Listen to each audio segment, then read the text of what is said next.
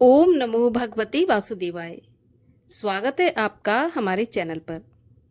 सबसे पहले आप सभी माताओं बहनों को जितिया व्रत की हार्दिक शुभकामनाएं। ईश्वर की कृपा से आपका व्रत सफल हो। आज के इस व्रत में हम आपको सुनाएंगे जितिया व्रत की कथा। इस व्रत को पुत्रवती स्त्रियां पुत्र की जीवन रक्षा के उद्देश्य से करती हैं। इस व्रत के करने से पुत्र शोक नहीं होता है। इस व्रत में स्त्रियां निर्जल रहकर 24 घंटे के उपवास के बाद व्रत का पारण करती हैं। आज के इस वीडियो में हम आपको जितिया व्रत की कथा सुनाने जा रहे हैं, परंतु उससे पहले आपसे एक आग्रह है कि अगर अभी तक आपने चैनल को सब्सक्राइब नहीं किया है, पहली बार चैनल पर आए हैं, तो चैनल को सब्सक्राइब करके बेल आइकन पर क्लिक कर लीजिए और आज की कथा अच्छी लगे तो लाइक करके शेयर भी कर दीजिए। तो चलिए अब हम शुरू करते हैं जीवित पुत्र का व्रत की कथा। एक समय की बात है, जीमूत वाहन नामक राजा बड़े दयालु तथा धर्मात्मा थे। एक दिन वे पर्वत पर घूमने गए। उस पर्वत पर मलयवती नामक राजकन्या देव पूजन के लिए आई हुई थी। एक दूसरे को देखते ही उनके हृदय में प्रेम उमड़ आया। परस्पर प्रेम दर्शन का यह दृश्य राजकुमारी के भाई ने देखा था। राजकुमारी अपने भाई के साथ अपने घर लौट गई।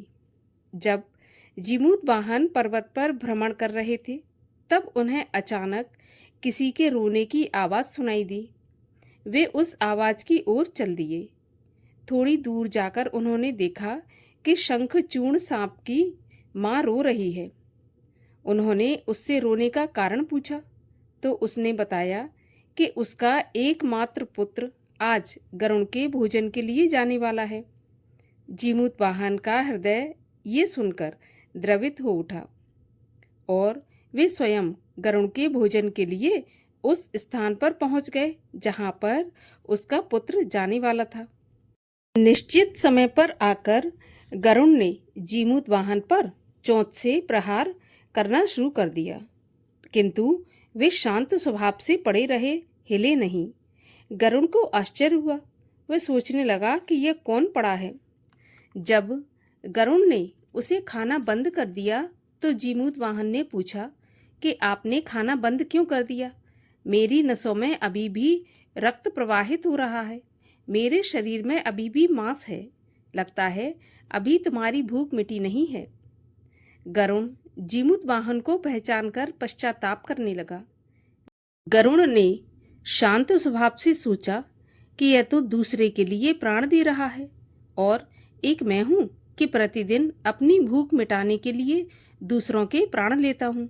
इस प्रकार अनुताप करते हुए गरुण ने अपने कलंकित रूप के दर्शन दिए। गरुण ने अपने पापों का प्रायश्चित करके राजा से वरदान मांगने को कहा। राजा ने कहा कि आज तक आपने जितने सांप मारे हैं, उन सबको जीवित करके भविष्य में सांप ना खाने की प्रतिज्ञा कीजिए। ऐसा सुनकर गरुण ने तथास्तु कहकर अपना धर्म निभाया। जब यह घटना घटी, उस समय राजकुमारी का पिता और भाई जीमूत वाहन की खोज करते करते वहां पर पहुंच गए और उन्होंने अपनी कन्या का विवाह जीमूत वाहन से कर दिया। उस दिन आश्विन मास के कृष्ण पक्ष की अष्टमी तिथि थी। तभी से जीवित पुत्रिका का व्रत या जितिया का व्रत किया जाने लगा। इस दिन संतान की लंबी आयु के लिए, संतान की उन्नति के लिए माताएं बहनें व्रत को करती हैं। इस बारे में एक अन्य कथा भी है जो कि महाभारत के समय की है। कथा के अनुसार महाभारत के युद्ध के पश्चात पांडवों की अनुपस्थिति में कृतवर्मा और कृपाचार्य के साथ अश्वत्थामा ने शिविर में प्रवेश करके सैनिकों को मार डाला। अश्वत्थामा ने सोए हुए द्रौपदी पुत्रों को पांडव समझा और उनके सिर काट दिए। दूसरे दिन अर्जुन ने केशव को सारथी बनाकर अश्वत्थामा का पीछा किया और बंदी बना लिया। तब धर्मराज युधिष्ठिर के आदेश तथा श्री कृष्ण के परामर्श से सिर की मणि लेकर तथा केश मूंडकर गुरुपुत्र अश्वत्थामा को बंधन से छोड़ दिया गया। अश्वत्थामा ने अपमान का बदला लेने के भाव से अमोघ अस्त्र का प्रयोग पांडवों के वंशधर अर्थात उत्तरा के गर्भ पर किया। पांडव उस अस्त्र का प्रतिकार नहीं कर सके और उन्होंने भगवान श्री कृष्ण की शरण पकड़ी। भगवान ने सूक्ष्म रूप से उत्तरा के गर्भ में प्रवेश करके गर्भ की रक्षा की, किंतु जब पुत्र पैदा हुआ तो वह मृतक के समान था। भगवान ने उसे प्राण दिया। वही पुत्र पांडव वंश का भावी कर्णधार राजा परीक्षित हुआ। परीक्षित को इस प्रकार जीवन देने के कारण इस व्रत का जीवित पुत्र का व्रत नाम पड़ा। इस व्रत के संदर्भ में एक और कथा आती है, जिसके अनुसार एक समय की बात है कि जब भगवान श्री कृष्ण द्वारिकापुरी में निवास करते थे, उस समय एक ब्राह्मण भी द्वारिकापुरी में रहता था। उसके 7 पुत्र काल के गाल में बचपन से ही जा चुके थे। इस दशा को देखकर वह ब्राह्मण बहुत दुखी था। एक दिन भगवान कृष्ण के पास गया और कहने लगा कि भगवान, आपके राज्य में आपकी कृपा से मेरे 7 पुत्र हुए, परंतु जीवित कोई नहीं रहा। इसका कारण क्या है? यदि आप अपने राज्य में दुखी देखना नहीं चाहते तो कृपा करके कोई उपाय बताइए।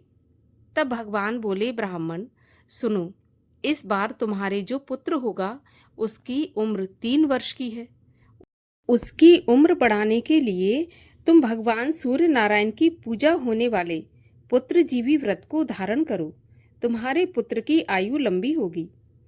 ब्राह्मण ने वैसा ही किया।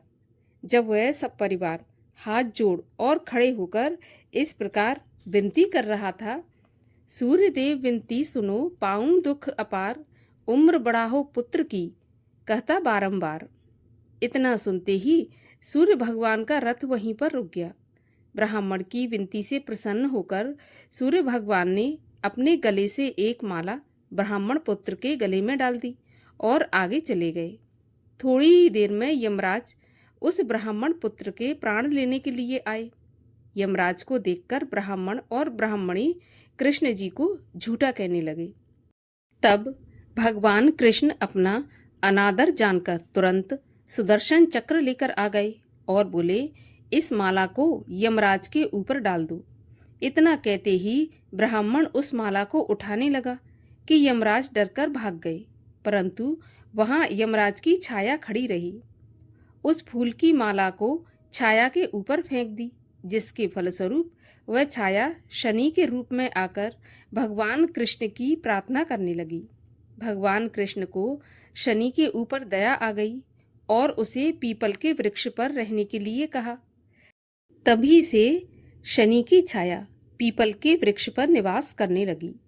इस प्रकार भगवान श्री कृष्ण ने उस ब्राह्मण के पुत्र की उम्र बढ़ा दी। हे भगवान, जिस तरह उस ब्राह्मण के पुत्र की उम्र बढ़ाई है, उसी तरह सबकी उम्र बढ़ाना, सबकी रक्षा करना, सबकी मनोकामना पूरी करना। बोलिए भगवान श्री कृष्ण की जय।